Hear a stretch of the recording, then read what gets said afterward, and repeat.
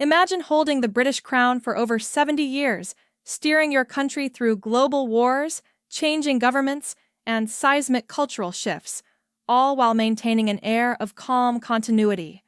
That was Queen Elizabeth II's reality. Yet, behind the polished facade, her reign included its fair share of controversies and scandalous moments. Today, we're delving into 10 hidden or often overlooked scandals that unfolded during her remarkable tenure. Number 1. The 1975 Australian constitutional crisis. Most people don't realize the Queen can technically dismiss a Prime Minister in Commonwealth realms, but it's a power almost never used. In 1975, Australia's Governor-General Sir John Kerr dismissed Prime Minister Gough Whitlam's government, triggering a constitutional firestorm. Although the Queen wasn't the one who directly sacked Whitlam, newly released letters show that Buckingham Palace was kept informed and never actively intervened to stop Kerr. Critics argue it amounted to a covert overthrow of a democratically elected government, tarnishing the monarchy's claim of political neutrality. Defenders say it was purely an Australian issue, with the Queen abiding by advice from local constitutional officers. Regardless, it highlighted how the Crown's vague constitutional powers can stir up fierce debate when actually invoked. Number 2. The Michael Fagan break-in, 1982. Picture someone wandering into the Queen's own bedroom at Buckingham Palace, uninvited. That's exactly what happened when Michael Fagan, an unemployed decorator, managed to bypass security and confront the Queen in her private quarters. Reports suggest they spoke calmly for several minutes before help arrived. Though the Queen was physically unharmed, the breach was a major embarrassment for palace security. So much so that aides tried to keep the incident under wraps.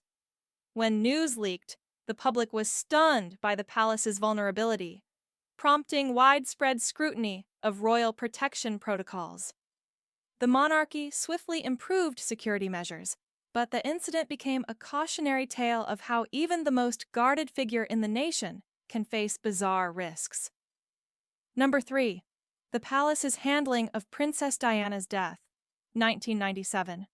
The behind-the-scenes details of how the royal family initially reacted to Diana's fatal car crash are still not fully transparent. In the immediate aftermath, the Queen chose to stay at Balmoral with Princes William and Harry, aiming to shield them from intense media scrutiny. However, the lack of a public statement or the absence of a half-mast Union Jack at Buckingham Palace triggered national outrage. Many felt the monarchy was emotionally disconnected from public grief. Insiders later revealed internal debates about protocol, privacy, and the monarchy's desire to protect two grieving boys. Eventually, the Queen delivered a live broadcast eulogy that quelled much of the anger, but that first week remains one of the most precarious moments of her reign, when the monarchy's survival genuinely felt at stake. Number 4. Questions about royal finances in the 1970s. During the 1970s, multiple reports hinted that the Queen was lobbying the government behind closed doors to ensure royal wealth remained undisclosed and tax advantages stayed intact. While the Queen later started paying income tax voluntarily in the 1990s, decades of secrecy around Crown finances stirred resentment. Documents uncovered in The Guardian and through investigative journalism suggest that palace aides sought to influence legislation to protect royal investments. Critics claim it undermines the monarchy's claims of political neutrality. Defenders argue the Queen was simply safeguarding the institution's financial independence, which theoretically spares taxpayers from footing even larger bills. Nonetheless, the entire affair highlighted the monarchy's complex entanglement with public funds. Number 5. The Queen's Letters and the Dismissal of Prime Minister Whitlam. Separate from the broader Australian constitutional crisis, a trove of letters between Sir John Kerr and the palace only became public in 2020 after a lengthy legal battle. They revealed the extent to which Kerr kept the Queen's private secretary informed about his looming decision to fire Whitlam. While the letters don't show explicit orders from the Queen, their content added fuel to those who believe Buckingham Palace tacitly approved or could have intervened.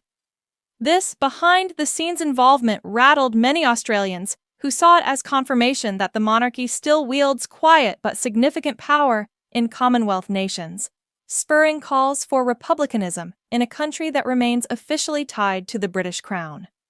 Number 6. The royal family's ties to shady figures. Throughout Elizabeth II's lengthy reign, various extended family members and associates wound up linked to questionable individuals. One notorious example, the friendship between Prince Andrew and the late Jeffrey Epstein, which only came to public prominence after the Queen was already well into her final decades. While Andrew bore the brunt of the scandal, the monarchy's broader reputational damage couldn't be ignored. The Queen famously tried to distance the institution from her son's connections by stripping him of certain duties.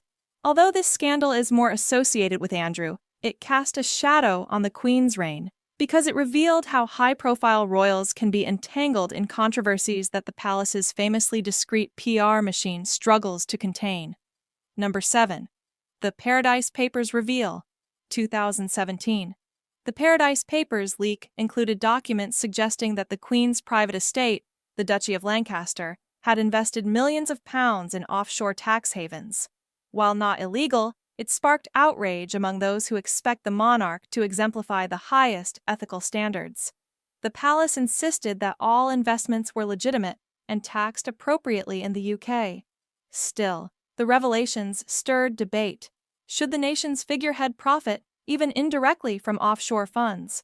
Some argued it highlighted the monarchy's complicated financial structures. Supporters responded that the Queen delegated her financial affairs and likely had little direct involvement. Either way, it underscored how global finance controversies can suddenly engulf even the most venerable institutions. Number 8. Hushed-up cousins in care homes.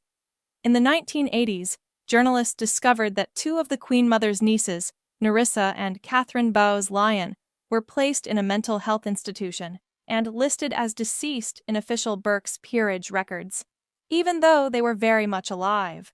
The monarchy offered little explanation beyond confirming that the women, born with developmental disabilities, were cared for in private. Critics labeled this a cruel cover-up, suggesting the royal family hid relatives to preserve a pristine image. Defenders claim it reflected a bygone-era stigma around disabilities, not necessarily malice.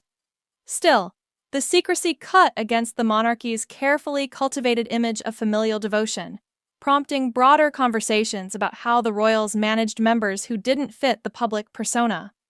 Number 9. Allegations of royal influence over legislation.